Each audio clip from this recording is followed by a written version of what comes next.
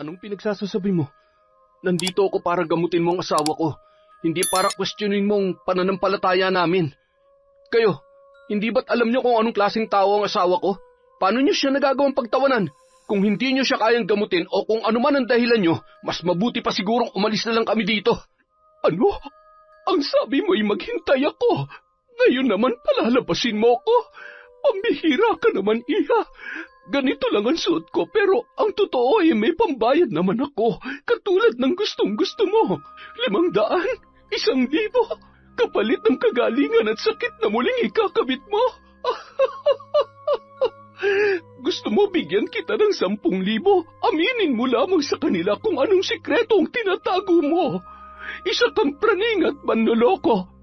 Kayo, matapos niyong makita ang ginawa niya, naniniwala pa ba kayo na alagad siya ng Diyos? Buisit! Mga buisit kayo! Ewan ko na lang kung hindi kayo mahirapan sa gagawin ko sa inyo. Lalo ka na, Sherlyn! Lalo ka na! Anong nangyayari sa akin? Aray! Ano po bang kailangan kong gawin para mapatawad niyo siya? Para matapos na po ang lahat ng ito? Alam ko pong malaki ang kasalanang nagawa niya pero naniniwala ho ako na kaya niya pa magbago. Ako na ho nakikiusap sa inyo. Taon 2010, Bicol. Bandang 8:00 ng gabi, pasuray-suray na naglalakad si Mang Tano pauwi sa kanilang bahay. Matarik at makitid ang daan, ngunit kapansin-pansin na kabisadong-kabisado niya na ang bawat hakbang sa kabila ng kanyang kalasingan. Nang makarating sa bahay ay naabutan nung kumakain si Grisel ng hapunan. Oh anak, ano yung ulam mo? Hay, nakipag-inuman lang pala kayo. Hindi niyo man lamang naalala na wala akong ulam dito. Inuuna niyo kasi lagi ang pag-iinom eh. Abat, huwag ka na magtampo. Heto, bumili ako ng paborito mong sisig sa sentro. Masarap yan, mahinit-init pa. Buti naman at nagsaing ka na. O eto, 1,000. Pambaon mo yan sa loob ng 1 linggo. Kung kulang ay sabihin mo lamang sa akin.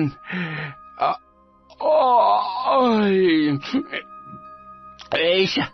Matutulog na ako't maaga ulit ang trabaho ko sa bukid bukas. Malawak na taniman ng gulay at pagkokopra ang pinagkakaabalahan ni Mang Tano. 7 taon pa lamang si Grisel nang mapangasawa niya ang nanay nito. Hindi nagtagal, binawian niyo ng buhay. Malakas ang kutob ni Mang Tano na dala yon ng sumpambalik dahil sa pambabarang. Hindi niya kasi mapigilan ang kanyang asawa. Mula nang pumanaw yon ay sila na lamang ni Grisel ang magkasama sa bahay na yon. Likas na mabait at responsableng tao si Mang Tano. Itinuring niya na parang tunay na anak si Grisel sa kabila ng kamalditahan nito. Hindi naman mawari ni Mang Tano kung bakit hindi man lamang minana ni Grisel ang kabaitan ng kanyang ina. Gayunpaman, nangako siya na aalagaan at hindi niya pababayaan ang dalaga hanggang sa magkaroon na rin yon ng sariling pamilya. Simpleng bahay na yari sa kahoy at tabla ang nagsisilbing dingding at sahig. Ang bubong naman ay yari sa pawid. Ganun pa man, dahil masipag at malawak ang lupang sakahan ni Mang Tano ay marami siyang ipon. Kaya naman, nasusunod ang layaw at sobra-sobra pa ang naibibigay niya sa dalaga. Hindi na nakapaghapunan si Mang Tano ng gabing yon. Agad na yung tumungo sa kanyang higaan. Nang matapos kumain si Grisel ay nagmamadali niyang iniligpit ang kanyang pinagkainan at sinilip sa kwarto ang kanyang ama-amahan. Nakita niya ang wallet nito sa may ulunan. Dahan-dahan niyang nilapitan yon at kinuha. Hindi pa yun nakontento, kinuha rin niya ang isang alkansya na nababatid niyang naglalaman ng tig-500 at 1,000.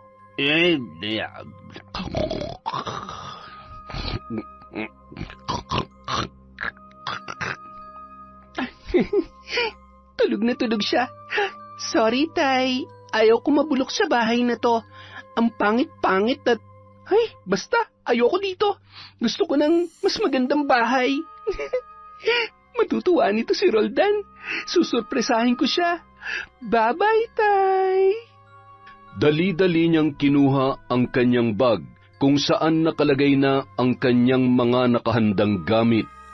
Ilang buwan na rin kasi niyang pinag-ipunan at pinaghandaan ang kanyang pag-alis.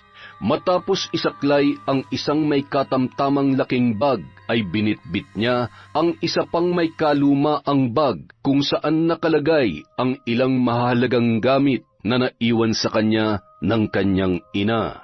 May isang aklat na iniwan yon na matagal niya na ring pinag-aaralan.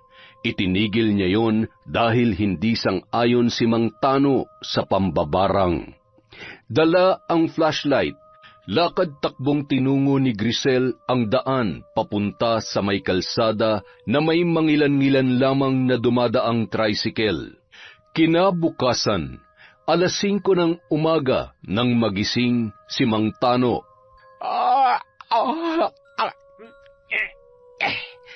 Ay, salamat sa Diyos sa panibagong araw. Ay, makapagkape na nga. Bakit nandito sa sahig itong pitaka ko? Ba't nasaan ang laman nito? Grisel! Anak! Grisel! Nasaan ka?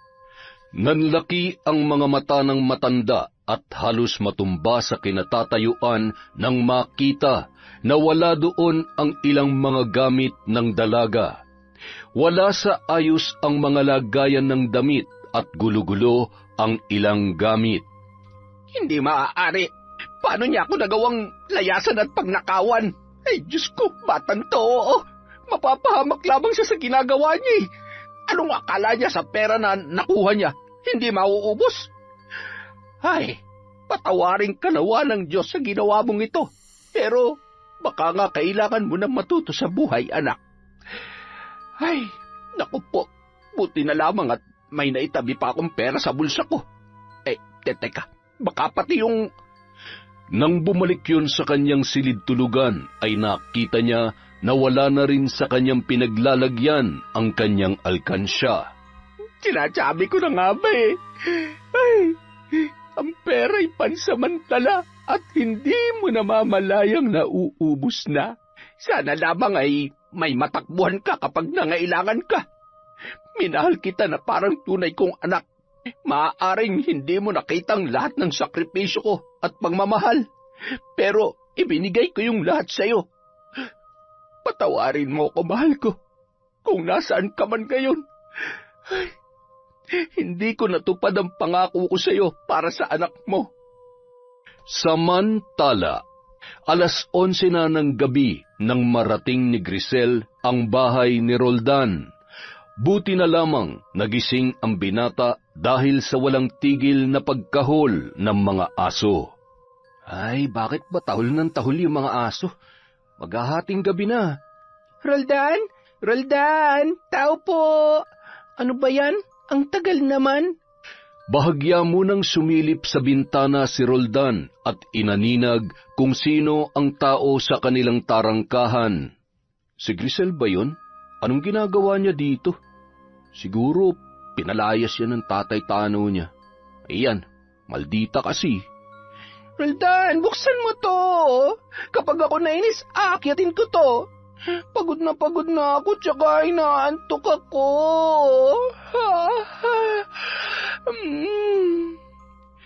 Agad namang lumabas ang binata at nagmamadaling binuksan ang kanilang gate. Ano ba kasing ginagawa mo dito? Sigaw ka pa ng sigaw. Natutulog na mga kapitbahay. Gusto mo yatang mabulyawan eh. Halika, tuloy ka. Ako bubulyawan nila? Nako, subukan lang nila. Babarangin ko sila. Tsaka, kasalanan ko ba kung bakit mabagal ka? Ay, lumayas na ako sa amin kaya mula ngayon, dito na ako titira sa bahay mo, ha? Ano? Bakit? Anong bakit? Ayaw mo ba? Ayaw mo ba nun? Magkasama na tayo sa isang bubong.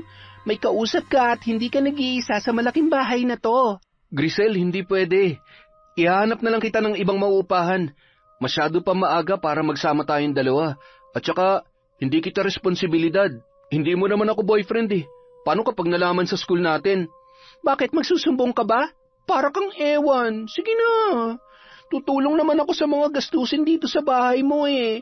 Hindi naman siguro babangon sa hukay ang nanay at tatay mo kung dito na ako titira, di ba? Tsaka, magkaibigan naman tayo ah. Kaya dapat tulungan mo ako. Huwag ka pating mag-alala. Heto, tingnan mo. Marami akong pera. At ito pa oh. Saan galing yan? Ikaw ninakaw mo ba yan sa tatay mo? Nako, delikado yung ginagawa mo. Baka mamaya madamay pa ako. Paano kung ipakulong ka niya? Hindi hindi niya gagawin yon. Magtiwala ka lang sa akin. Tsaka, malay niya ba naman nandito ako. Hindi mag-aaksaya ng oras yun na hanapin ako. Basta, kung sakali man labas ako sa kalokohan mong yan Ay, mali naman kasi ang ginagawa mo eh. Ay, alam mo, panira ka ng diskarte. Mas masama kung habang buhay ako maninirahan sa lugar na yon. At saka, gusto ko rito sa sentro. Maraming lugar na papasyalan. At dito ako maghahanap ng magandang trabaho pagkatapos nating graduate ng high school. 1 buwan na lang, tapos na ang nakakapagod na araw-araw na pagpasok sa eskwela. Palibhasa, tamad ka mag-aral. Sayang, kung hindi ka lumaya, sigurado makakapag-aral ka pa ng college. Kaya naman ng tatay mo yun eh. Ayaw ko na nga mag-aral eh. Ang kailangan ko, trabaho, para makabili na ako ng mga bagay na gusto ko. Saan ba ako pwedeng matulog? Bukas na lang tayo mag-usap. Inaantok na talaga ako eh. Uy, sandali lang. Saan ka ba pupunta? Kwarto ko yan. Bala ka dyan. Ang lawak naman ng higaan mo eh. Diyan ka, dito ko. Huwag kang madamot. Upakang kita dyan eh. Ay, mukhang araw-araw masusubok ang pasensya ko nito Bahala na nga. Napakaganda naman ng problema kong to. Parang anghel kapag tulog. Pero kapag gising naman, ay naku. Kinabukasan. Grisel, gumising ka na. Bah, linisin mo yung kabilang kwarto. Hindi ako nakatulog kagabi sa sobrang likot mo matulog. Ano, ako may-ari ng bahay na to tapos ako mag-a-adjust sa'yo? Kung ayaw mong... Ang ingay mo naman. Natutulog pang tao eh. Ay, nagugutom na ako. Baka naman gusto mo muna akong ipaghain ng almusal bago mo ako pagalitan at utusan. Kapag hindi ka sumunod sa gusto ko, mapipilitan akong ibalibag sa labas ang mga gamit mo o i-report ka sa barangay. Ay, nakakainis ka naman. Oo na, babangon at maglilinis na. Tulungan mo ako Sige na. Babayaran kita, promise. Saksakan ka talaga ng katamaran. Oo na. Halos kalahating araw nilang nilinis ang kabilang kwarto. Pagkatapos ay nag-abot naman siya ng pera sa kaibigan niyang si Roldan. Magkasama silang namalengke at namili ng kung ano-ano pa. Bilisan mo, ang init kaya. Ay, nakakapikon ka talaga. Ginawa mo pa akong tagabitbit ng mga to. Ang bigat kaya. Huwag ka na nga magreklamo, malapit naman na tayo. Kuya, sasakay po. Grabe, nakakapagod talaga. Pagsapit ng gabi, tiniyak ni Grisel na nakasara ang pinto bago inilabas ang gamit ng kanyang yumaong ina sa pambabarang. Tama bang nasa isip ko? Kasi kung hindi ko gagawin to, baka kung ano pang gawin nun. Pwedeng puntahan niya ako sa school o di kaya ipakulong niya ako. Hindi pwede yon. Bago ka pa man makagawa ng masama laban sa akin, uunahan na kita. Inilatag ng dalaga ang isang itim na tela sa sahig at ipinatong ang mga kagamitan ng kanyang ina. Sinindihan ang isang kulay itim na kandila na hugis tao. Nakangisi pa si Grisel habang tinititigan ang isang bagay na hinulma na hugis tao. Bakas sa manikang yon ang kalumaan dahil sa kulay at ilang mga lumang karayom na nakatusok dito. Dahan-dahan niya pang tinanggal ang mga karayom habang tila nag-iisip kung ano ang nais niyang gawin sa kanyang bibiktimahin. Siguro ito na ang huling beses na magagamit ko ang mga to. Ayaw ko namang tuluyang maging mambabarang talaga. Baka pumangit at magkasakit pa ako. Gagawin ko lang to para malaya na ako sa nakaraan ko. Ayaw ko nang bumalik sa liblib na lugar na yon. Ay, ang ganda kaya ng bahay at magiging buhay ko dito sa sentro. Ano nga yung dapat kong basahin? Ito yon. Tama, ito nga. Nang simulang basahin ni Grisel ang mga nakasulat sa isang pahina, ay lalong naglagablab ang kandila. Kasabay noon ay ang pag-init ng kanyang pakiramdam at pagtulo ng butil-butil na pawis. Ramdam niya ang kakaibang enerhiya na nasa loob ng kanyang katawan. Maya-maya, ibinubulong niya na sa manikang yon ang sumpa na ikinabit niya para kay Mang Tano. Mula sa gabing ito, manghihina ang isip at buong katawan mo. Makakalimutan mo ako at higit sa lahat, hindi ko hahayaang maihakbang mo pa ang mga paa mo. Oh, kawawa ka naman. Pero, bakit naman kita kaaawaan? Hindi naman ikaw ang tunay kong ama. Pasalamat ka nga, mabait pa rin ako eh. Kaya huwag mong kuguluhin ang buhay ko rito dahil sisiguruhin ko na hindi mo magugustuhan ang gagawin ko sa'yo. Makalipas ang 3 araw. Mang Tano, ayos lang ho ba kayo? Ay magpahinga po muna kayo. Ay, ayos lamang ako. Kaya ko naman. Medyo nahihilo lamang ako. Ay, ewan ko ba. Parang 3 araw na yatang wala sa wisyo ang katawan ko. Hindi ko malaman kung bakit. Baka ho hanggang ngayon ay iniisip at nag-aalala pa rin kayo kay Grisel. Ay, hindi naman mawala sa akin ang pag-aalala tungkol sa kanya. Pero kapag naaalala kong ginawa niya ay medyo nakakadismaya lang. Kung kinakailangan ko siyang tiisin, ay yun na lamang ang gagawin ko. Salbahe po talaga yung batang yun. Nako, kung alam niyo lang kung paano kami kutsain nun kapag inuutusan yung mag-abot ng sahod sa amin. Hindi lamang po namin masabi sa inyo dahil kayo po ang iniisip namin. Alam kasi namin kung gaano nyo kamahal si Grisel. Napakaswerte niya ho sana. Pero ganun po talaga siguro. Hindi lahat ng ginawa natin ng kabutihan ay magiging mabuti rin sa atin. Kadalasan, sila pa itong mga abusado. Ay, sinabi mo pa. Ay, teka nga lamang at...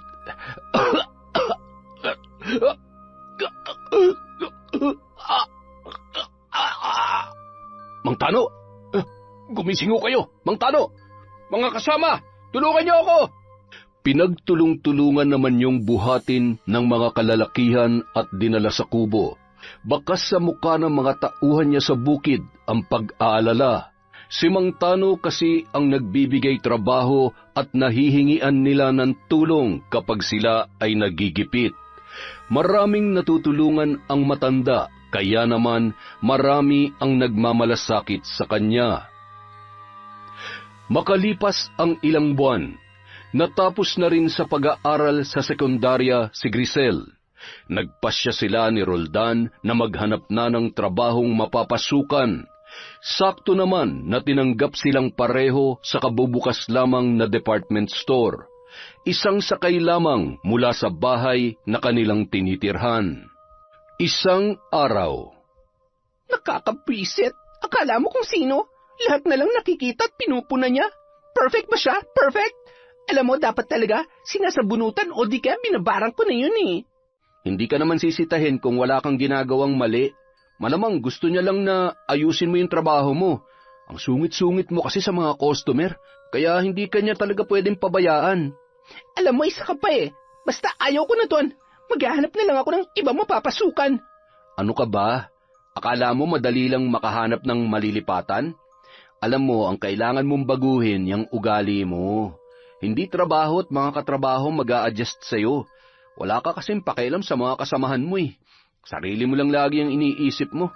Ayaw mo rin na tinatama ka sa mga pagkakamali mo. Ay, ewan ko ba sa'yo? Oh, bakit ka nagtsatsaga sa akin, Aber? Malamang kasi mahal kita. Anong sabi mo? Ibig kong sabihin mahal kita bilang kaibigan. Sus, sinungaling. Ang sabihin mo, mahal mo talaga ako. Hay, sige na, tama ka na. Pero hindi ako mangangako na kaya ko pa magtagal sa trabaho natin. At konting-konti na lang, babarangin ko ng supervisor natin na yon. pikon na ako sa kanya. Pagpasensyahan mo na lang. Kailangan natin ng trabaho. Nakakapagod naman kasi magtrabaho eh. Lagi na lang ngalay tong binti ko. Tapos, hindi naman kataasan ng sweldo. Paano kaya tayo yayaman, no?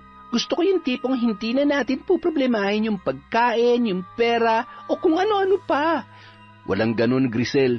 Lahat ng bagay kailangan natin paghirapan. At saka, masarap din kaya sa pakiramdam na lahat ng meron ka, pinagpaguran mo talaga. At huwag ka na magreklamo. Ginusto mo yan, di ba? Hindi ka kasi nag-iisip. Ay, alam mo, hindi ko alam kung anong papel ang gusto mong gampanan sa buhay ko. Kaibigan, magulang, pwede naman kita maging asawa, hindi ba? Asawa? Oy, kung ikaw lang naman ang mapapangasawa ko, wag na. Sasakit lang ang ulo ko sa ugali mong yan. Eh di ba sabi mo mahal mo ako? Roldan, kapag mahal mo ako, tanggap mo ako. Di ba? Di ba? Tara na, kain na tayo, nagugutom na ako. Hoy, ito naman halik lang tulala na agad. Napalunuklaway na lamang ang binata habang ramdam ang pagtulo ng malamig na pawis sa kanyang noo. Umiling-iling naman ang dalaga at humalakhak papunta sa kanilang kusina. Makalipas ang 7 taon, dahil sa panunukso ni Grisel kay Roldan, nauwi sa totohanan ang kanilang biruan. Nagsama na sila bilang mag-asawa.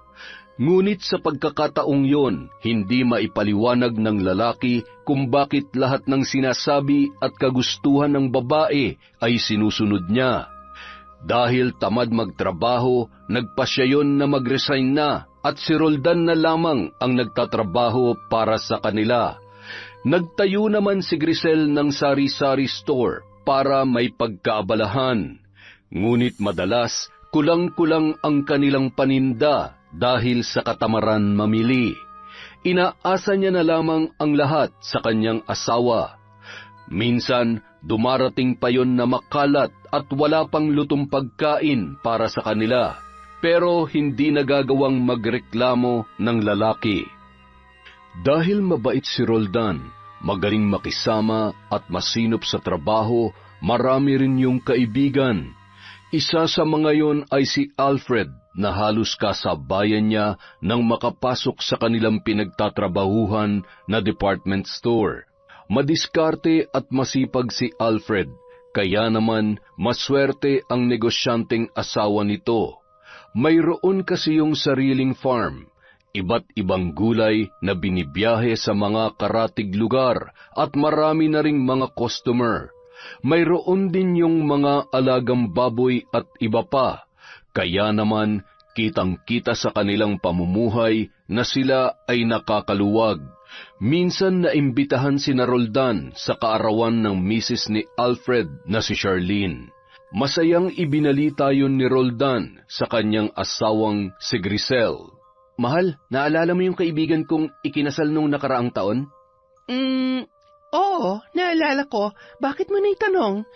Ang ganda na ng bahay nila ngayon. Ang sipag kasi talaga ng misis niya, tapos nagtutulungan talaga sila. O tapos, anong gusto mong iparating sa akin? Natamad ako at... Hindi ayos lang naman. Masaya ako na nagtatrabaho para sa ating dalawa. Hindi naman ako napapagod lalo na kapag ganito kagandang misis na uuwian ko. Oh, ang sweet naman talaga ng asawa ko. Pero sana, katulad nila, may kasal na rin tayo sa simbahan. Hindi ba? Mas bongga ang kasal, mas masaya. Huwag ka mag-alala. Pasasaan ba't darating din tayo dyan. Kaya sana, mapromote ako sa trabaho. Ay, siya nga pala. Kaya ako nasabi yung tungkol sa mag-asawa kasi iniimbitahan nila tayo. Birthday daw ni Charlene sa linggo. Wow, sosyal ha? May party talaga? Simpleng salo-salo lang siguro. Pupunta rin pati mga asawa at anak ng mga katrabaho namin. Siyempre, dapat kasama rin kita doon. Siyempre naman. At sisiguruhin ko na ako ang pinakamaganda sa mga bisita nila. O baka nga, mas maganda pa ako sa birthday celebrant. Oo naman. Walang makakahigit sa ganda ng misis ko. Mahal, pwede mo ba akong bilhan ng bagong damit? Kasi, di ba, nakakahiya naman kung... Mahal, marami ka namang bagong damit Yun na lang, wag na tayong bumili. Kung hindi mo ako bibilhan ng bago, Eh di pumunta ka na lang dun mag-isa mo. Makatulog na nga lang. Mahal naman. Oo na. Ang bilis mo naman magtampo. Sorry na agad. O siya, bukas bibili tayo, ha? Talaga? Ang bait naman talaga ng mahal na mahal kong asawa. Pagsapit ng araw ng linggo, bandang 5:00 ng hapon, sakay ng tricycle ay bumaba ang mag-asawa sa tapat na maganda at malaking bahay nina Alfred at Charlene. Napatingin pa si Grisel sa ilang nakaparadang sasakyan at mga motor na nababatid niyang pagmamay-ari ng mga bisitang naroroon. Napalunuklaway ang babae, sabay itinaas ang kilay at bumulong sa kanyang asawa. Sana sinabi mo na mayayaman pa lang nandito. Nakakainis ka naman. Ang ganda-ganda ng damit ko tapos sumakay tayo sa bulok na tricycle na yon. Ay, pwede ba wag ka na magalit? Hindi ko naman alam na pati mga boss namin ay inimbita nila. Huwag ka mag-alala, wala naman yung kaaway mo. Lumipat na sa ibang branch. Halika na, nagugutom na ako eh. Oh, pare, tuloy kayo. Kanina pa ba kayo dyan? Buti naman sumama ang misis mo. Oo nga eh, gusto niya raw kasi makilala si Charlene. Nako, matutuwa yun. Tara na, tuloy kayo. Ang ganda't ang laki pala nitong bahay niyo, pare. Bunga to ng sipag at tiyaga namin mag-asawa. Oh, nandito na pala kayo. Hi, I'm Charlene. Hi, happy birthday Charlene. Ang ganda mo naman. Ikaw din.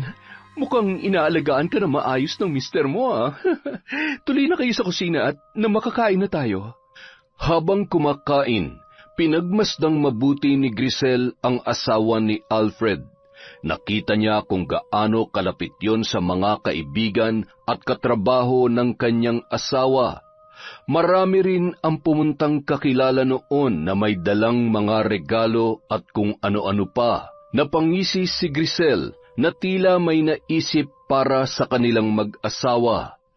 Pagsapit ng 9:00 ng gabi, halos nakaalis na ang mga bisita, ngunit masayang-masaya pa rin nagkukwentuhan sina Charlene at Grisel. Patuloy naman sa pag-inom ang magkaibigang sina Roldan at Alfred.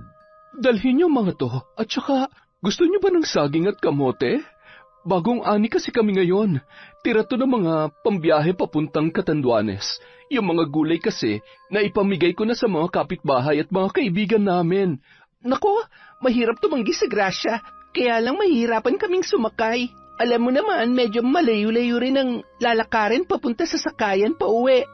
Huwag ka mag-alala, ipapahatid ko kayo sa tiyuhin ko. Siya yung nagdadrive ng tricycle namin na pampasada.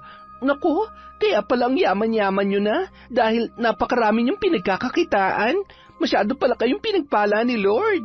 Ay nako, hindi mangyayari to kung hindi ako susuportahan ng asawa ko. Pinagtutulungan namin ang lahat. Gusto kasi namin masiguro ang lahat bago kami magkaanak. Sa hirap ng buhay ngayon, kailangan maging masipag at madiskarte tayo. Ay, tama ka dyan. O siya, salamat sa mga to ha. Paano, uuwi na kami at may pasok pa mga asawa natin bukas? Oo nga eh, bumalik ka ulit at marami pa tayong pagkukwentuhan. Ito palang cellphone number ko, pakisave na lang. Para kasi kung pupunta ka, pwede mo akong sabihan. Baka kasi nasa farm ako o nag-aasikaso na negosyo namin. Mas maganda kung Sabado o Linggo dahil madalas nandito lang ako sa bahay. Babe, uuwi na sila. Pakisabi naman kay Chong, ihatid sila sa bahay nila kasi gabi na. Baka mahirapan pa silang sumakay at marami silang bitbit. Agad namang tumayo at lumabas ng bahay si Alfred. Kinausap ang tiyuhin ng kanyang misis. Eh, nako, mukhang namalengke hata ang misis ko sa kusina niyo ah. Ay nako, wag mong intindihin yan. Mas marami pa sana dyan kung hindi ko pa naipamigay yung iba. Oh, pre, nandito na si Chong. Ingat kayo pa uwi ha. Sa susunod na lang ulit. Masayang nagpaalaman ang magkakaibigan. Habang nakasakay sa tricycle ay pakanta-kanta pa si Grisel na animoy masayang-masaya. Eh di sila ng pinagpala. Sa susunod, ako naman ang dadagsain ng mga tao. Kikilalanin at syempre, pakikinabangan ko ang mag-asawang yon. Ay, tama. Ito ng tamang pagkakataon para dumiskarte. Ayos ka lang ba, mahal? Oo naman, mahal. Mabuti na lang talaga't sinama mo ako doon. Buti at nagkasundo naman kayo ni Charlene. Oo naman, aliw na aliw nga siya sa akin eh. Alam mo, feeling ko, pwede kami maging mag-best friend. Ikaw, magiging best friend ni Charlene? Mahal ano na naman yung pumapasok sa isip mo?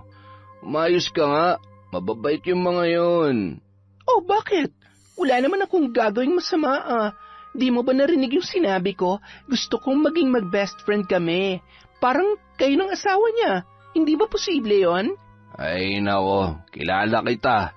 Alam ko kung paano tumakbo yung utak mo.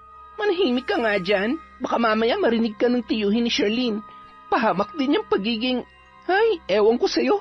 Matulog ka na lang kaya muna. Yan, hindi yung sinesermonan mo ako. Huwag kang susuka, tatamaan ka sa akin. Bandang 10:30 na nang sila ay makarating sa kanilang bahay. Malugod naman silang nagpasalamat sa tiyuhin ni Charlene at agad na rin yung umalis. Kinabukasan, nagulat si Roldan nang magising na wala na sa kanilang higaan si Charlene. Napangiti naman yun nang maamoy ang niluluto ng kanyang asawa. Anong nakain mo? Nagluto ka ng almusal. Masama bang pakiramdam mo? May lagnat ka ba? Hindi ba pwedeng gusto lang kitang ipagluto? Maupo ka na't maghahain na ako. Ano nga meron? Naninibago kasi ako sa iyo eh. Ay, iniisip ko kasi na baka pwede tayong matulungan ng mga kaibigan mo, lalo na ni Alfred at ni Charlene. Nakita mo naman, marami silang kakilala kaya pwede nila ako mairekomenda. Ha? Irekomenda naman saan? Makinig ka muna kasi. Sabat ka ng sabat nakakainis. Isa pa, ganito kasi yon. Alam mo namang may alam mo kung konti sa panggagamot, diba? Kaya naisip ko na mas malaki ang kikitain natin kung manggagamot na lang ako. Diba yung isang sikat na albularyo yumaman na dahil sa mga natulungan niya, sa mga napapagaling niya? Kayang-kaya ko namang gawin yon at makipagsabayan sa kanila. Pero kailangan natin ng tulong ni na Alfred at Charlene para makilala tayo. At saka, dapat mabubuting tao ang mga kadikit natin, mapagkakatiwalaan at maasahan, yung matutulungan tayo sa mga pangangailangan natin.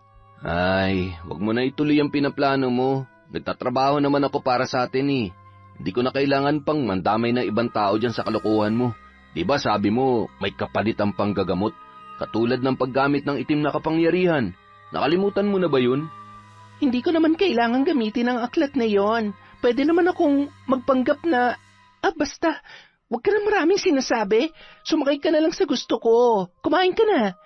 Mukhang hindi na yata gumagana ang sumpang gayumang ikinabit ko Sa bagay, hindi ko na nga pala na ituloy ang ritual. Mamaya ka sa akin. Oh, ba't ganyan ka makatingin? Wala. Hindi ba pwedeng gwapong-gwapo lang ako sa asawa ko? Ay, wag ka na nga mambola. At baka kiligin pa ako at hindi ako makapasok sa trabaho. Maupo ka na at sabayan mo na ako. Seryoso ako, mahal Huwag mong ituloy ang iniisip mo. Okay naman na tayo. Hindi natin kailangang ipilit ang marangyang buhay. Ang kailangan natin, marangal na pamumuhay. At saka, sinusubukan ko naman ibigay ang mga gusto mo. Hindi ba? Nagkibit balikat na lamang si Grisel habang naghahain ng kanilang kakainin.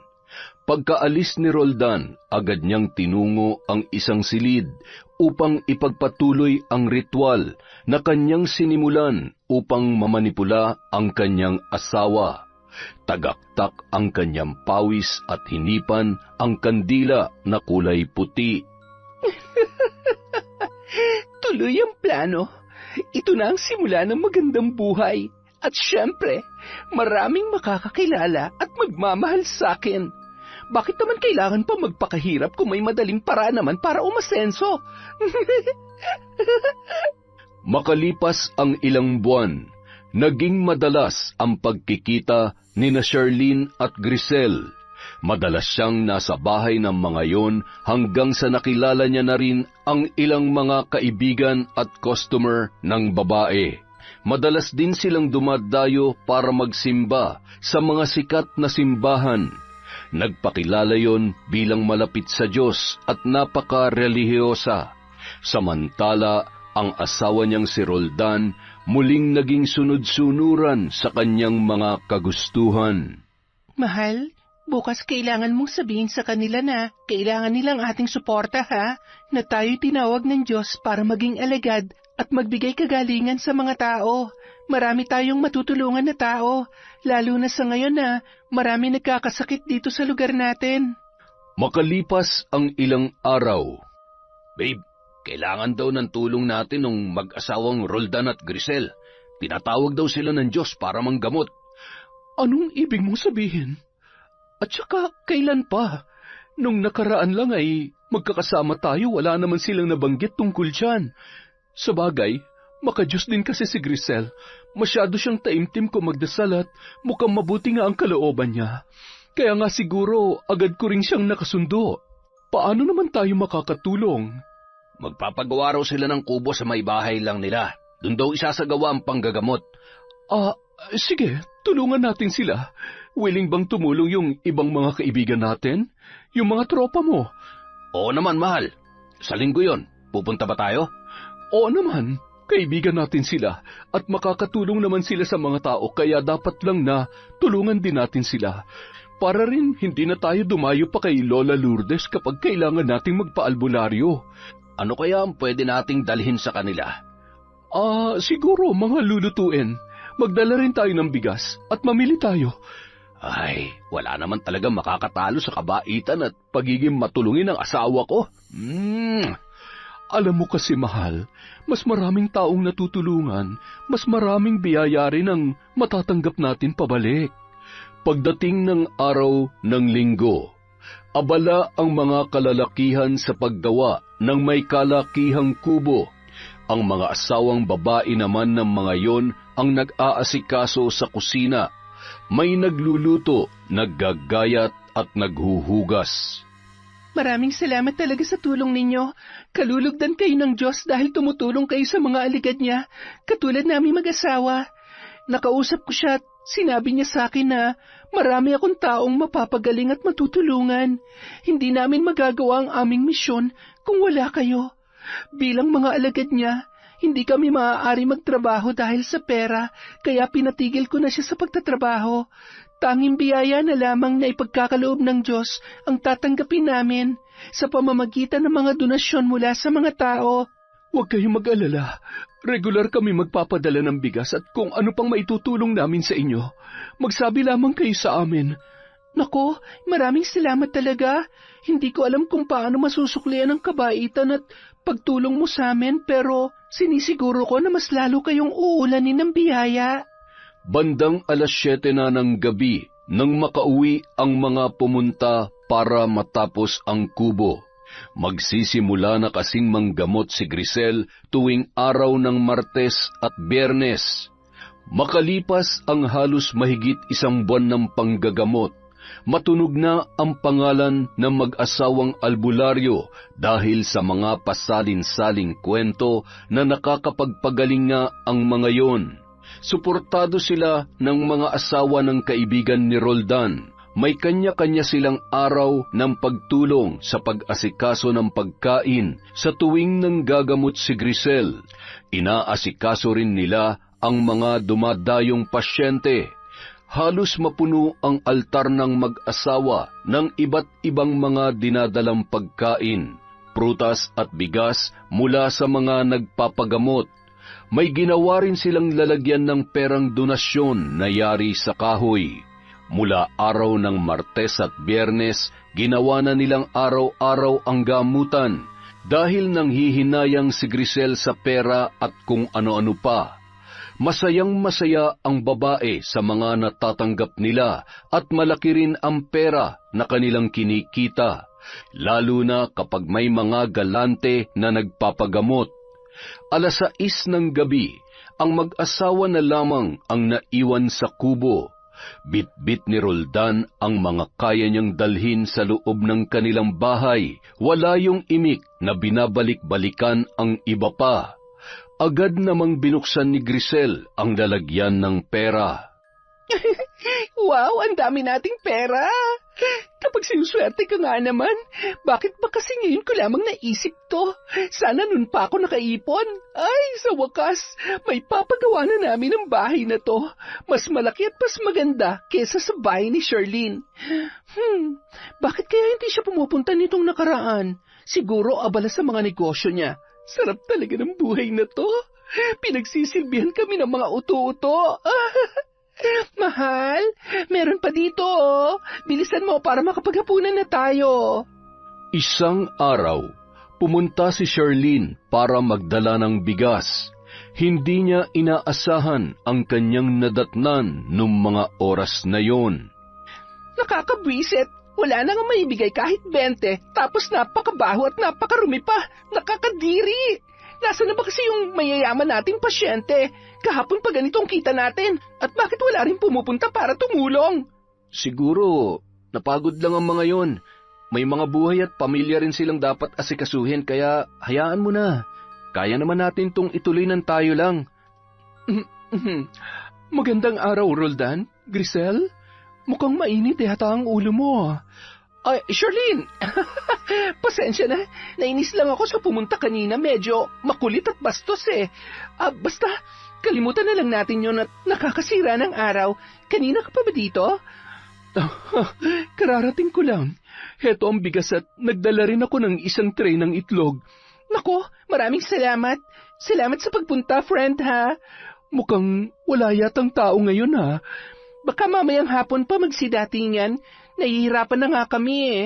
Alam mo, nalulungkot ang Diyos sa mga taong sa umpisa lamang tumutulong sa kapwa at hindi na nakakaalala sa Kanya. Nalulungkot nga ako dahil hindi na rin nagpupuntahan yung mga kaibigan natin na tumulong nung nakaraang linggo. Oo, mga abala rin siguro. Pasukan na kasi ng mga bata kaya maraming ginagawa ang mga yon. Pero may mas mahalaga pa ba sa paglilingkod sa mga alagad ng Diyos? Nangako sila magsisilbi sa amin, kaya dapat ay nariyan sila hanggang sa huli. Hindi ba? Alam mo, dapat nga magpasalamat pa sila dahil marami kaming nasi-share na biyaya sa kanila. Hindi ko sila pinagdadamutan pero parang nakalimutan na nilang obligasyon nila na suportahan kami mag-asawa. Ay nako, patawarin sana sila ng Diyos. Hindi naman maipaliwanag ni Charlene kung anong dapat niyang maramdaman nung mga oras na yon. Kaya naman, mahinahon na lamang siyang sumagot. Hayaan mo na, Grisel. Ang pagtulong ay sadyang ganyan. Walang hinihinging kapalit. Magpasalamat na lamang tayo sa mahaba-haba ring panahon na iginugol nila dito. Siguradong may malalim na rason ang mga yon. Hindi naman sa nakakalimot sila pero kapag may mga anak na, syempre, bilang magulang, uunahin nila yung mga bata. Pag nakaluwag-luwag sila ng oras, siguradong pupunta sila ulit dito. Nako, hindi nila alam na ang pagtalikod sa pananampalataya sa mga katulad namin ay isang kasalanan. Kaya kinakailangan nila magbalik loob sa pagsisilbi sa amin dahil pwede magdulot ng kamalasan yun sa buhay. Grisel, hindi gugustuhin ng Diyos na may mapahamak na kahit na sino man. Hindi ganun ang pagkakakilala ko sa Kanya. Mapagpatawad ang Diyos at hindi tumitingin sa kakulangan o maging sa laki ng kasalanan. Ang paghahangad ng sakit at kaparusahan, maging kamalasan para sa iba, ay hindi maka-Diyos na... Sinasabi mo bang iba yung Diyos na sinasamba ko? Huwag mo sanang masamain yung sinabi ko. Ay, minsan ka na nga lang makapunta rito, ganyan ka pa. Kung katulad ka lang din nila, mabuti pang umalis ka na lang at huwag ka na rin bumalik. Pare-pareho lang kayong mabababaw ang pananampalataya. Hindi mo kami pwedeng husgahan ng dahil lang dyan. Sinusuportahan namin kayo mag-asawa sa abot ng aming makakaya. Kaya huwag mong questionin ang... Pasensya na. Charlene, mabuti pa siguro. Iwan mo na lang muna kami. Pasensya na rin. Ayaw ko naman magkaroon tayo ng samaan ng loob ng dahil lamang dito. Baka hindi lang tayo nagkakaintindihan sa ngayon. Babalik na lamang ako. Agad nang tumalikod si Charlene. Mabigat pa rin ang loob niya dahil sa ugaling ipinakita ni Grisel.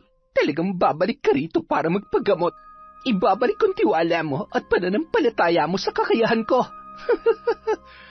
Mahal, bakit mo naman sinabi yun? Nagmukha ka tuloy... Ano? Masamang tao? Ano ngayon? Bago pa ba yun sa'yo? At saka, kung hindi ako kikilos, Roldan, walang mangyayari sa buhay natin. Dahil sa atin dalawa, ako tong madiskarte. At ikaw naman, ang pinakamalaking galamay ko. Kaya sumunod ka na lang sa akin. Ha? Hinawakan ni Grisel ang muka ng kanyang asawa, pagkatapos bumulong yon ng mga salita. Ilang segundo lamang, walang imik na naman ang lalaki, sabay kinuha ang dala ni Charlene na bigas at itlog. Yan, hindi yun nakikisawsaw ka pa talaga. Uy, may mga paparating. Salamat naman at mukhang maraming pera to. Roldan, mahal, pumunta ka na dito at may pasyente tayo. Salubungin mo sila. Ihanda ko lang itong mga gamit ko. Marami-rami rin ang nagpagamot nung araw na yon. Kapag may kaya at malaki ang maibibigay, ay masaya at agad na inaasikaso ng mag-asawa. Kung mahirap at sa tingin nila ay maswerte na kung makakapag-abot ng 20 pesos, sinusungitan yon ng babae.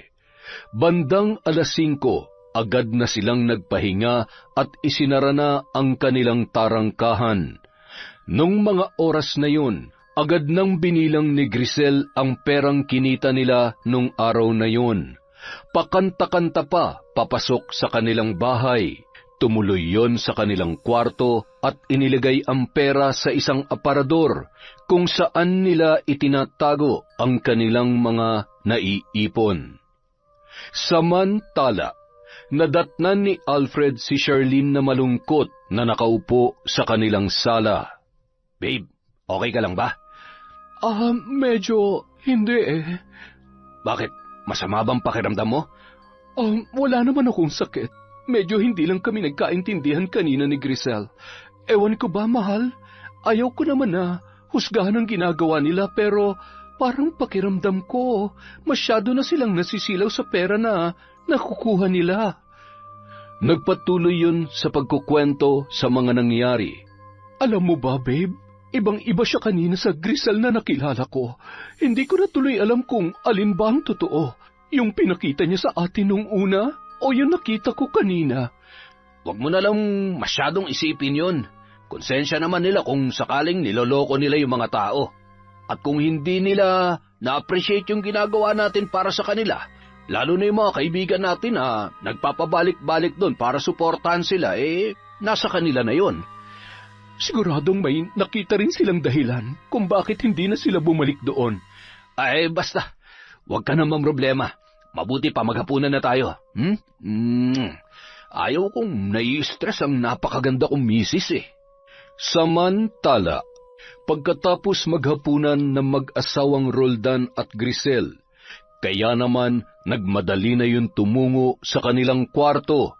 Agad namang nakatulog ang lalaki, kaya naman agad-agad nang bumangon si Grisel at tumungo sa kabilang kwarto. Dala niya ron ang isang album kung saan naroon ang mga larawan ng bago niyang kaibigan nang minsang mamasyal at magsimba sila ng magkakasama.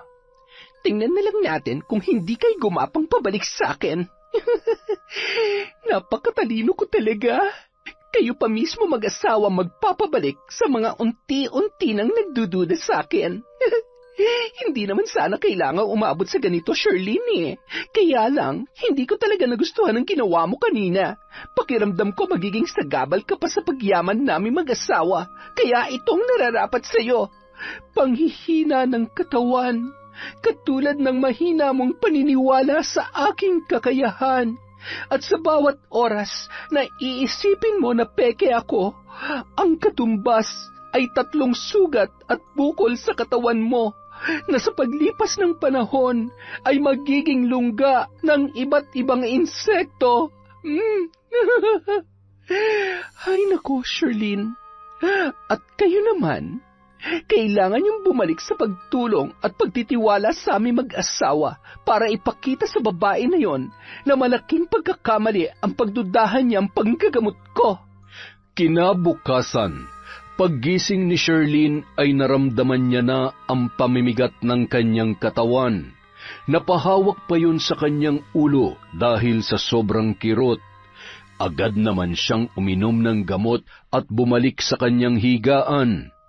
Oh, Sobrang sakit ba talaga ng ulo mo? Oo, babe. Nanlalambot din ako na hindi ko maipaliwanag.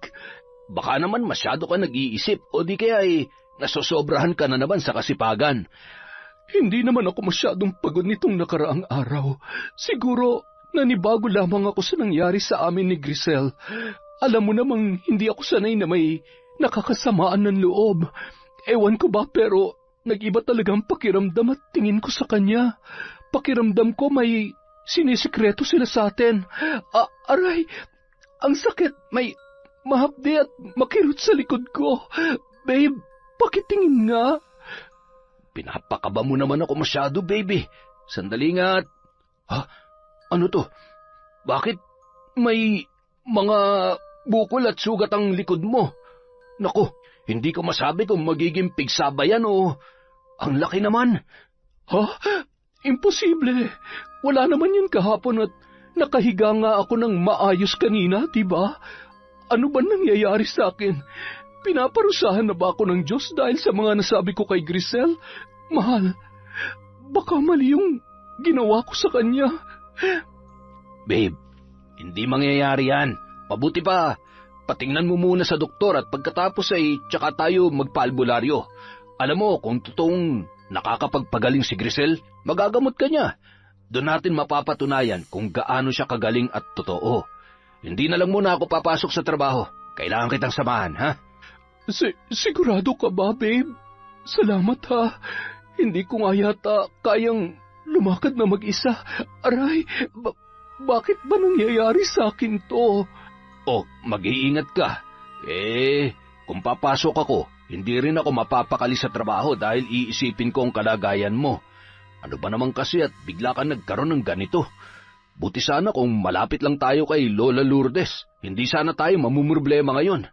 Alam mo naman kung gaano kahusay yon pagdating sa panggagamot. Nung araw ding yun, pinatingnan ni Alfred ang asawa niya sa doktor. Niresetahan lamang sila ng gamot para maghilom agad at makaiwas sa impeksyon. Inabot din sila ng kalahating araw kaya hapon na sila nakapunta sa bahay na mag-asawang Roldan at Grisel. Naaaninagan pa lamang napaparating na sila ay nakangisi na ang babaeng manggagamot na animoy may pagpupulong sa dami ng mga taong naroon. Nung mga oras na yun, nakaupo ang mga taong nais magpagamot at naroon din ang ilan nilang mga kaibigan. Umupo sila sa may bandang dulo at patuloy na nakinig sa nagsasalita. Pagtibayin niyo ang pananampalataya sa aming mga alagad ng Diyos upang magbigay ng kagalingan sa inyong mga sakit. Damhin niyo ang kanyang presensya at tanggalin ang pag-aalinlangan sa inyong sarili. Kung lubos niyo siyang mahal at pinagkakatiwalaan, kailangan maging buo rin ang tiwala niyo sa amin na mapapagaling namin ang inyong mga karamdaman sa oras na ito. Ipikit niyo ang inyong mga mata at tanggapin ang presensya ng Panginoon. Matapos yun, isa-isa niya nang ginamot ang mga tao. Pinahuli niya si Charlene na noon ay tila ba mas lumulubha na ang kalagayan. Nagtataka naman si Alfred kung bakit wala sa mga kaibigan nila ang lumapit o bumati sa kanila, samantalang kilalang kilala at mahal na mga yon ang kanyang asawa. Mababanaag sa mga tingin nila ang panghuhusga. Matapos paggagamutin, isa-isa na ring nagpaalam ang mga taong naroon nang lapitan sila ni Charlene. Sandali lamang mga kaibigan, mga kapatid na aking napagaling. Gusto kong masaksihan niyo ang nangyayari sa taong mahina ang pananampalataya sa aming mga manggagamot na pinadala ng langit dito sa lupa. Kaya kayo, pagtibayin niyo ang pananampalataya upang hindi tayo pasakitan ng langit. Ano bang sinasabi mo? Nandito kami para gamutin mo ang asawa ko, hindi para kwestiyonin mo ang pananampalataya namin. Kayo, hindi ba't alam niyo kung anong klaseng tao ang asawa ko? Paano niyo nagagawa na pagtawanan siya? Kung hindi mo siya kayang gamutin o kung ano man ang dahilan mo, mas mabuti pa sigurong umalis na lamang kami dito. Huminahon ka, Alfred. Huwag ka mag-alala. Sa abot ng aking makakaya ay tutulungan ko siya. Ngunit Sabi ko naman sa'yo, kapag mahina ang pananampalataya, malabong gumaling siya. Maaaring nababalot ang puso niya ng maling gawain o kaya maruming kaisipan, kaya siya, bakit mo ginagawa sa akin to? Naging mabuti akong kaibigan sa'yo. Magkaibigan tayo. Naging totoo ko sa pakikisama at pagsuporta sa'yo. Charlene, asawa ko, gumising ka! Kinabahan naman si Grisel na makita ang nangyari kay Charlene. Sinubukan niyang pakalmahin ang sarili at hahawakan pa lamang niya ang babae ay tinabig na ni Alfred ang kanyang braso. Huwag mo siyang hawakan. Nagkatinginan ang mga taong naroroon at maluha-luha na nababakas ang galit sa mga mata ni Alfred dahil sa pagpapahiya na ginawa sa kanila ni Grisel. Hindi niya rin maunawaan si Roldan na noon ay parang wala rin sa sarili upang itama ang maling ginagawa ng kanyang asawa. Agad na pinaarangkada ang sasakyan at nagpasyang bumiyahe na lamang papunta sa kanilang Lola Lourdes. Ay, salamat naman at nagkamalay ka na. Huwag ka mag-alala. Dadalhin kita kay Lola at gagaling ka. Siguradong kayang-kaya ito ni Lola Lourdes.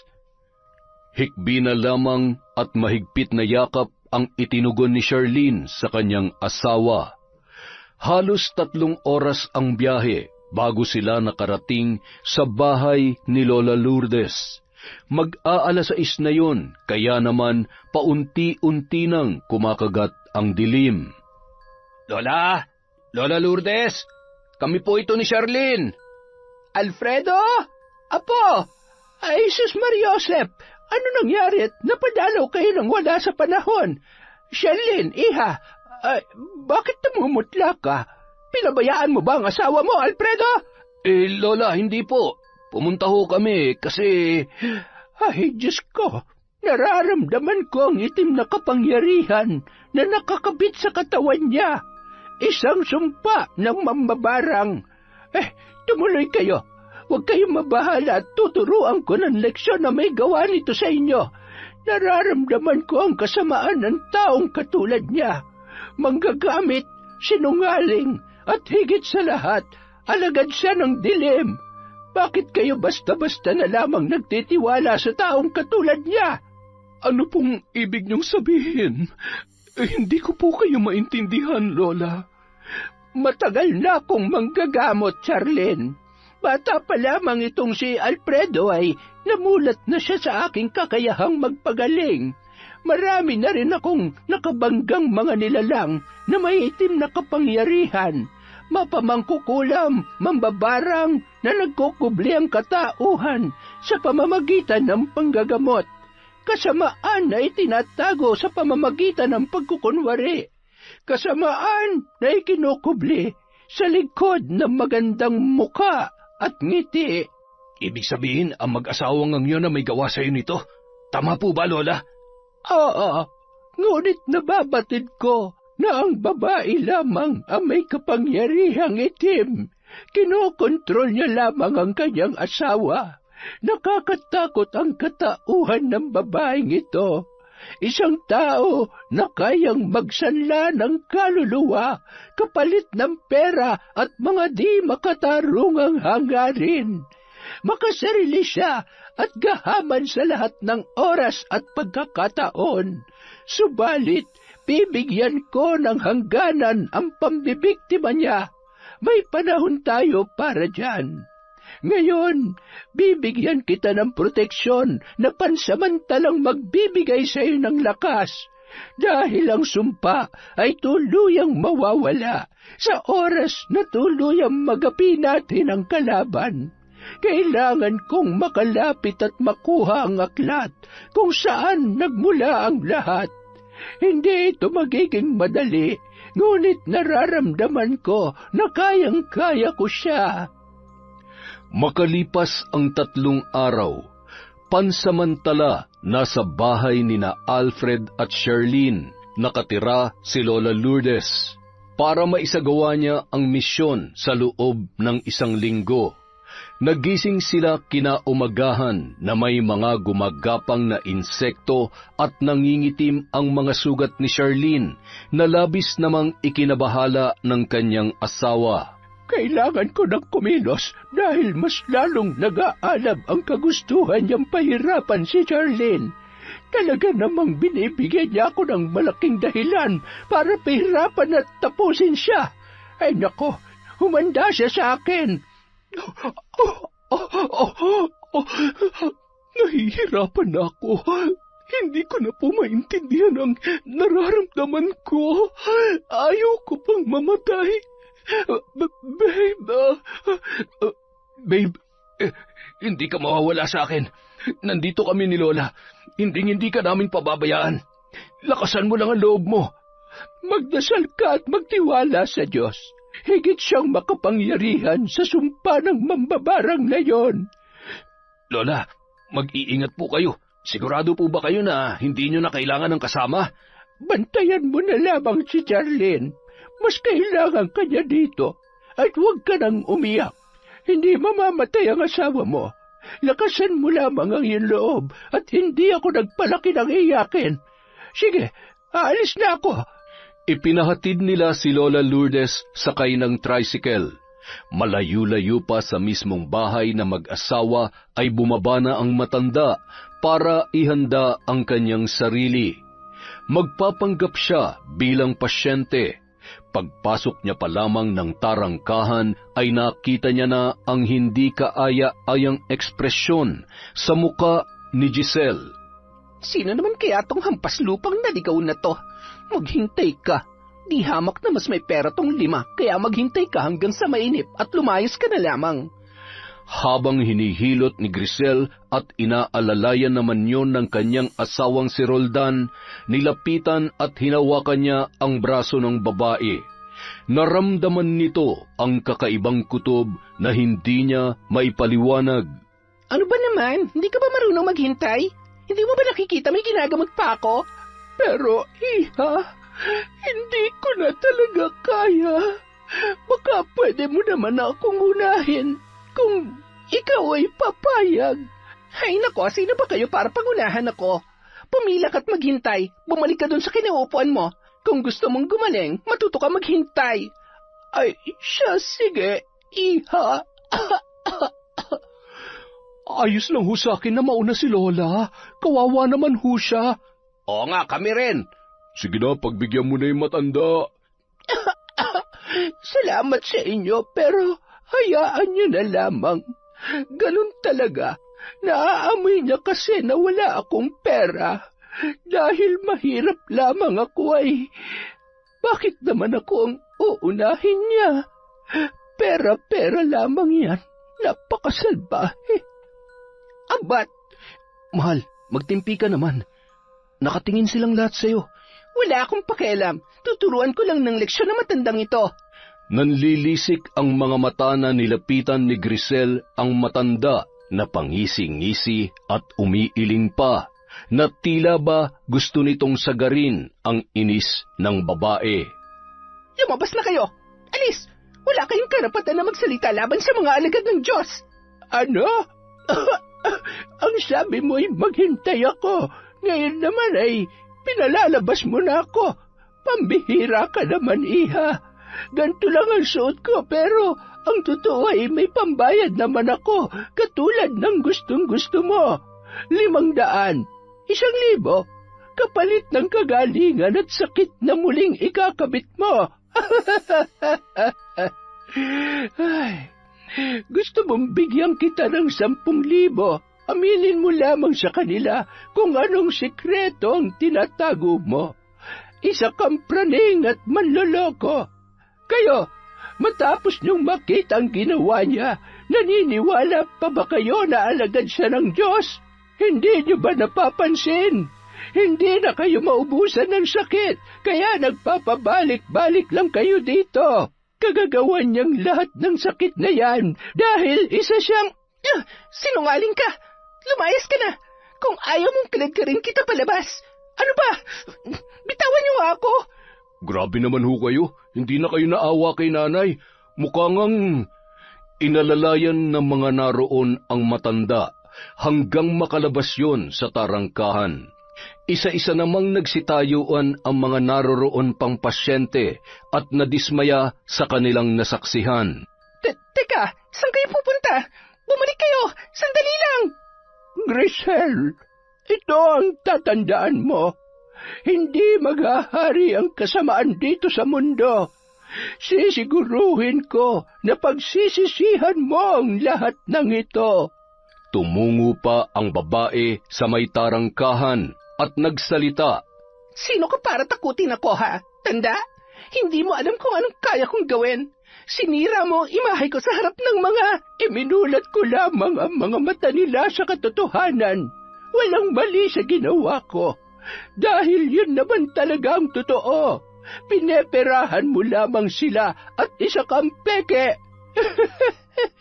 Isa pa, kahit bata ka pa at matanda na ako. Pasensya ka na, iha. Hindi ako natatakot sa pagpapanggap ng taong katulad mo.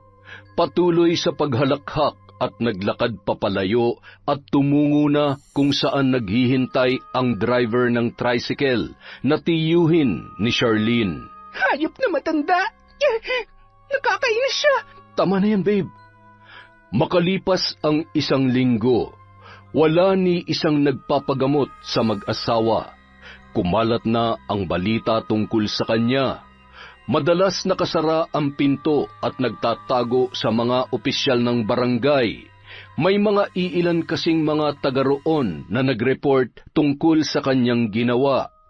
Daig pa natin na nakakulong sa bahay na to. Ikaw kasi, bakit mo ba ginawa yun? Bakit pati ako pinaglaruan mo? Pati ako nasira sa mga kaibigan ko. Ang tigas naman kasi ng ulo mo eh. Tumigil ka na nga. Nag-iisip ako ng paraan para maayos natin ang lahat ng to. Kaya huwag ka maingay dahil gulong-gulo pa rin ang isip ko. Ano? Nag-iisip ka na naman kung paano manggagancho? Grisel, tumigil ka na. Gusto mo bang tuluyang mapahamak sa ginagawa mo? Pwede bang iwan mo muna ako? Gumawa ka ng paraan para makalabas at bumili ng makakain. Nagugutom na ako. Wala nang nagawa pa si Roldan, kundi sundin ang utos ng kanyang asawa. Nang makaalis yun, tumungo si Grisel sa silid kung saan niya isinasagawa ang pambabarang. Nag-isip siya ng mapagbubuntungan ng kanyang galit, kaya naman muli niyang kinuha ang gamit at ang larawan ni Charlene, pati na rin ng iba pang mga naging kaibigan niya. Bisit! Mga bisit kayo! Ewan ko lang kung hindi kayo mahirapan sa gagawin ko sa inyo. Lalo ka na, Charlene! Lalo ka na! Ano nangyayari sa akin? Aray! Aray ko! Sumuko ka na. Bawiin mo lahat ng sumpa kung ayaw mong tapusin kita ngayon. Sino ka? Hindi mo ako kaya. Hindi ako susunod sa'yo. At talaga masyado kang matapang, ha? Sige, pagbigyan natin ang katapangan mo. Ibabalik ko sa iyo lahat ng sumpa at pasakit na ikilabit mo sa mga tao. Ano ba? Anong ginagawa mo? Tama na! Wag! Maawa ka! Nang makauwi si Roldan, ay hindi siya makapaniwala sa itsura ng kanyang asawa. Walang malay, maputla ang labi at tila naligo sa sarili nitong pawis. Ang kamay noon ay sugat-sugat at may mga butas na may mga uod na kulay puti. Kakarampot lamang ang boses na lumalabas sa bibig noon. Papatayin niya ako. Hindi napigilang masuka ni Roldan, ngunit kailangan niya yung tiisin. Dadalhin kita sa ospital. Kailangan natin ng pera. Agad na binuksan nun ang aparador at hindi makapaniwala nang makita ang napakaraming anay. Mahal, wala nang pera natin. Napakaraming anay. Naubos na lahat. Hindi pwede. Hindi pwede. Ang pera ko! Ang pera ko! Isang bagay lamang ang pumasok sa isip ni Roldan noong mga oras na yun. Kinakailangan niyang humingi ng paumanhin at tulong kina Alfred para mailigtas ang buhay ng kanyang asawa. Nung araw ding yun, tinungo niya ang bahay ni na Charlene at Alfred. Bakit nandito ka? Gusto mo ba makita ang ginawa ng asawa mo sa asawa ko? Walang puso ang asawa mo. Napakahalimaw niya.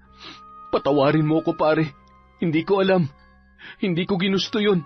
Pati ako pinaglaruan niya gamit ang itim na kapangyarihan. Pinagbabayaran niya na ngayon ang lahat ng kasamaan niya. Hindi ko na rin alam kung paano pa siya mabubuhay. Hirap na siya ngayon, pare. Apo, sino ang... Oh, narito pala ang asawa ng demonyita. Kumusta? Buhay pa ba siya? Kayo ho yung... Oo, ako nga yung matandang pinagtabuyan ng asawa mo. Gusto ko rin malaman mo na sinadya ko ang lahat para malaman ng mga tao ang kalokohan ninyo. Ako rin ang nagpapahirap sa kanya ngayon. At hindi na siya gagaling kung hindi siya magbabago at hindi niya tatalikdan ang pagiging mambabarang. Ay, kawawa ka naman. Dahil tinali mo ang buhay mo sa isang babae na saksakan ng kasamaan ng pag-uugali. Ano po bang kailangan kong gawin para mapatawad niyo siya? Para matapos na po ang lahat ng ito? Alam ko pong malaki ang kasalanang nagawa niya pero maniwala po kayo na kaya niya pa magbago. Ako na ho nakikiusap sa inyo. Kailangan mong sunugin ang mga gamit niya pagpatak ng 6:00 ng gabi. Sasabayan ko ng ritual upang gumaling na lahat ng mga naging biktima ng kanyang pambabarang. Sige po, gagawin ko po yan. Ipapaalala ko lang sa'yo na ang sumpambalik sa kanya ay mawawala lamang kung mapapalitan ng kabutihan ng kanyang puso. Ngunit kung hindi, mananatili siyang biktima ng sarili niyang kasamaan. Sige na, umalis ka na at paghandaan mo na ang iyong dapat gawin. Pumapatak na ang oras. Habang nakahiga sa sofa ay nakita ni Grisel na bitbit ng kanyang asawa ang mga gamit niya sa pambabarang. Hindi niya magawang pigilan yun dahil daig pa niya ang isang lantang gulay. Anong gagawin mo sa mga gamit ko? Mahal, kailangan nating sunugin to. Ito lang ang tanging paraan para bumalik sa normal ang lahat. Para rin lumaya na sa sumpa ang mga binarang mo. Bakit kailangan mong gawin yun? Tanga ka ba? Habang ako naghihirap, pagagalingin mo sila? Huwag mong pakikialaman yan kung ayaw mong... Patawarin mo ko pero hindi mo na ako mapipigilan pa. Gagawin ko to para itama ang mga pagkakamali mo. Roldan, nakikiusap ako ay balik mo sa akin yan. Roldan! Buwisit ka! Matapos sunugin ng lalaki ang mga yon, nanumbalik na sa normal ang pakiramdam ng mga binarang ni Grisel. Kaya naman, mangiyak-ngiyak ang mag-asawang sina Alfred at Charlene at labis na nagpasalamat sa Diyos, gayon din sa tulong ni Lola Lourdes. Lahat ng kasamaan ay mayroong hangganan. Wala nang mas hihigit pa sa kabutihan ng Diyos. Isa pa, napakabuti ninyo mag-asawa, kaya hinding-hindi niya kayo pababayaan. Siguradong maraming nagpapasalamat ngayon at sa wakas ay malaya na sila sa sumpa ni Graciela. Samantala, kumain ka na. Kahit magalit ka pa sa akin, hindi ko pa rin pinagsisisihan ang ginawa ko. Gusto ko lang iligtas ka habang hindi pa huli ang lahat. Tingnan mo, unti-unti naman nang lumalakas ang katawan mo. Kapag natuto kang tanggapin ang mga pagkakamali mo at sinubukan mo magbago, siguradong gagaling ka na talaga. Alam mo, huwag mo akong pangaralan na parang alam mo ang lahat. Wala kang kwentang asawa. Bigo ka na ngang ibigay ang marangyang buhay sa akin tapos nagawa mo pa akong traidoren. Alam mo, sa tingin ko, mas mabuti pang magkanya-kanya na tayo. Sa tingin ko, hindi na tayo magkakaayos pa. Hindi kita mapapatawad sa pagsunog mo sa mga bagay na parte na ng buong pagkatao ko. Iiwan mo ako? Kaya mo bang gawin yon? Oo, hindi naman talaga kita minahal, Roldan. Ginamit lamang kita. Kasi ang hina ng kokote mo, ang dali mong utuin, at hindi mo ako kayang tiisin. Kasi nga mahal mo ako, diba? Pasalamat ka nga, pinakasalan pa kita. Oo, mahal na mahal kita pero hindi ibig sabihin hahayaan kita sa mga ginagawa mo kahit maling-mali na. Hinding-hindi na ako magpapagamit sa'yo. Pagod na rin akong intindihin ang ugali mo. Mula ngayon, gawin mo na kung anong gusto mo. Makakaalis ka na rin sa pamamahay na to. Pumunta ka kung saan mo gusto.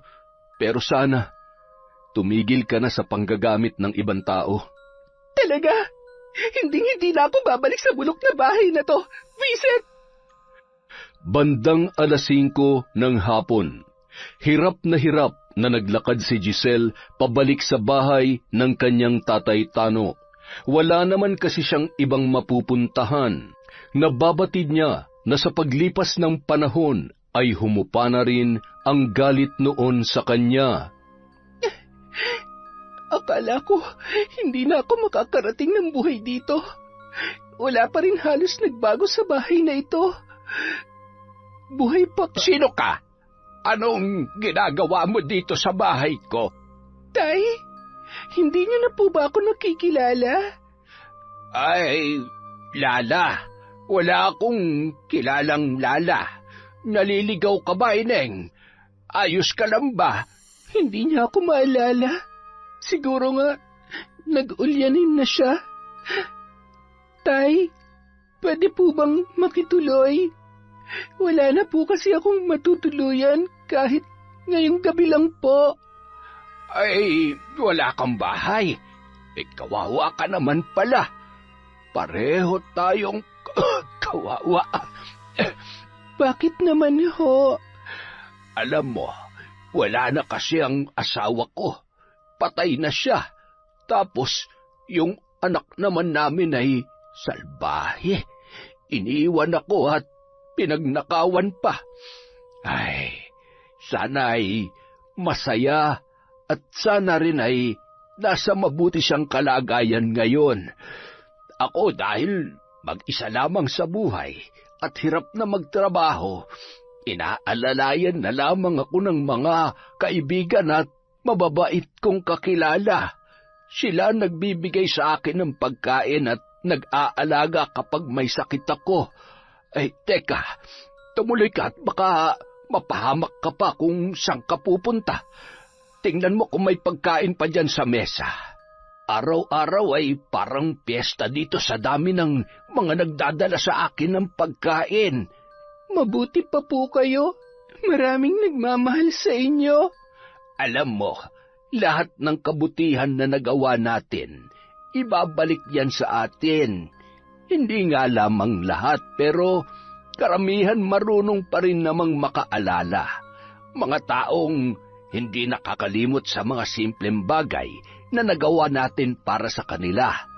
Kaya, alam mo, kahit mag-isa ako dito, hindi ako gaanong nalulungkot. Pero may mga pagkakataon na mas masaya siguro kung kami ng anak kong si Grisel ay magkasama pa. Kaya lang, hindi niya ako minahal katulad ng pagmamahal ko sa kanya. Sa bagay, siguro mas pinili niyang hanapin ang totoo niyang ama kaysa makasama ko. Hindi ko naman kasi siya totoong anak eh. Paano ho kung bumalik siya? Tatanggapin niyo pa po ba siya? Si Grisel? Oo naman. Alam mo, araw-araw, nagdarasal ako na sana'y nasa mabuti siyang kalagayan, na sana'y bumalik pa siya. Gusto ko lang naman mahanap niya ang sarili niya at mahanap ang daan pabalik dito. Hindi naman dahil nagkasala siya kalilimutan ko ng pangako ko sa kanyang ina. Hindi tama ang ginawa niya, kaya sana sa mga oras na ito, natuto na siya. Sabi nga ng iba, ibang magturo ng leksyon ang realidad ng buhay.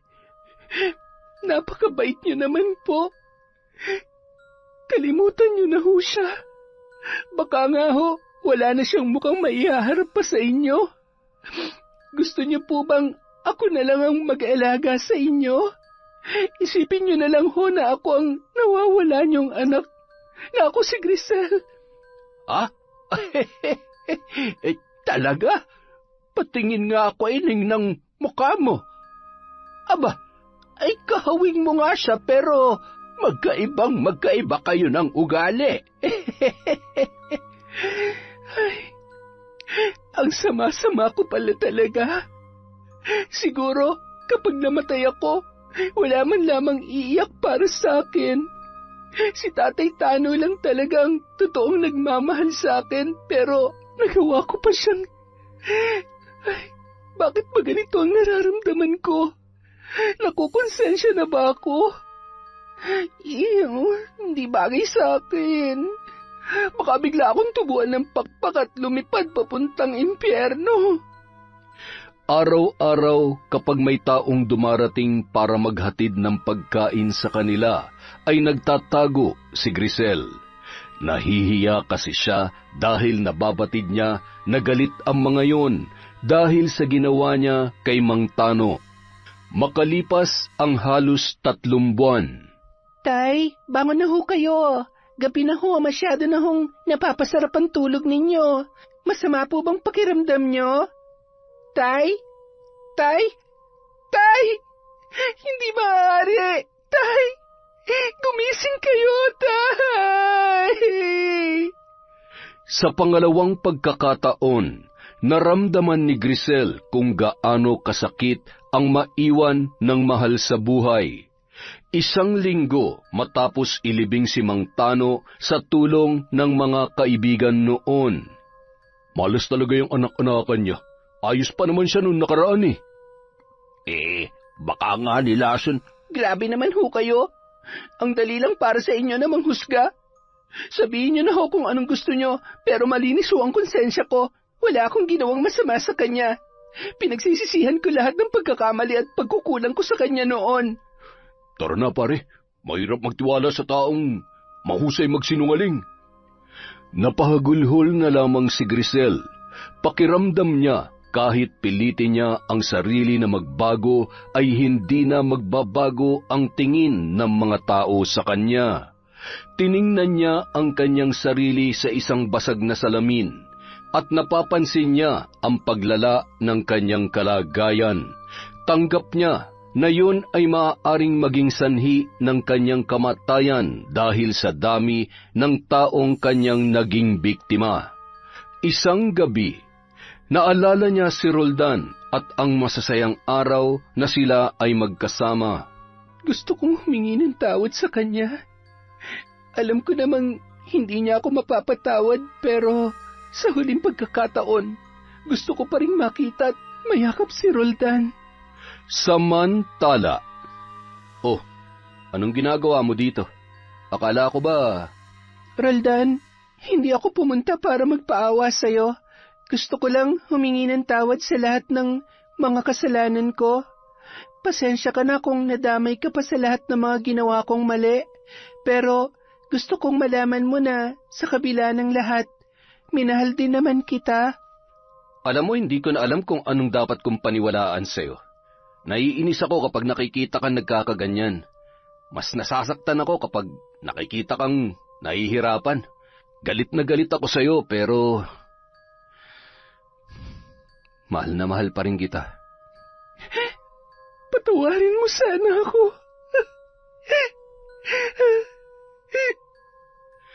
Sa muling pagkakataon, tinanggap ni Roldan si Grisel sa kanyang buhay.